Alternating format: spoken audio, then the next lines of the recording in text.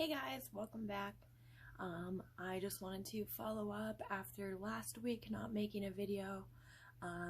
We had suffered an unexpected loss in our fur family, so I thought it was really important to focus on that and to focus on celebrating his life until I was to a point where I was ready to share again.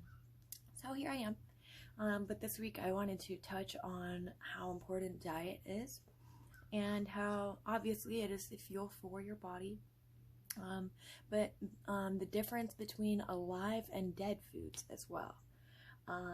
In the book Initiation into Hermetics, Franz Barden talks about how what you put into your body is your fuel.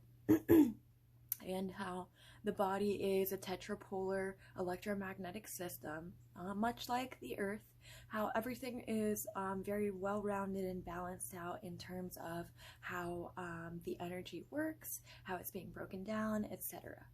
And in the stomach and gut especially, that is where the fire is, which makes a lot of sense because that's where, we are taking in the food or energy that we consume and breaking it down and using that as energy and fuel to sustain ourselves for the foreseeable future until, our next meal or beverage.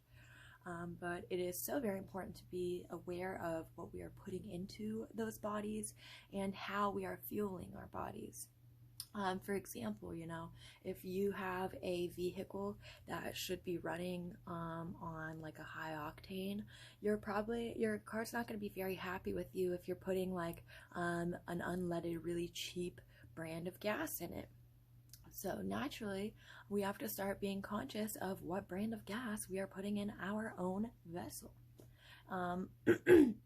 And the reason why I talk on alive and dead foods, I've just recently come across those terms, and I find it makes a lot of sense as to what I am craving right now, what I'm now staying away from because I realize that it's not good for me, and because I'm putting the right things into that body, I'm not having those sugar or carbohydrate cravings.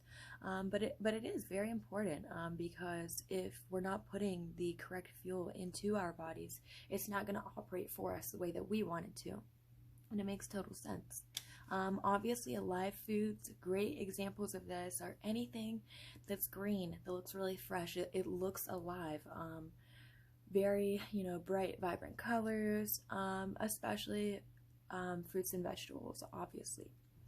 And when I say dead foods, if you really sit and think about like what a huge fat fast food meal looks like, instead of like giving you a bunch of energy, it's gonna bog you down. By the time you're finished eating it all, if you can, you're gonna be like, oh my gosh, dude, I can't do anything. Like, I really wish that I wouldn't have even worn a belt today.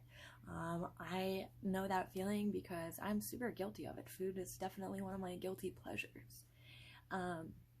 And it's taught me a lot once I've learned what my body is craving. I've noticed that like I'm not necessarily a sugar addict anymore. I can walk past that aisle of all those new sweets and stuff right now because, Valentine's Day, St. Patty's Day, for whatever reason, it seems like those are big cookie and sweets holidays. So it's important for me to be able to walk down those aisles and not just go crazy in my head. I can tell that I'm fueling my body properly, so I'm not having those cravings.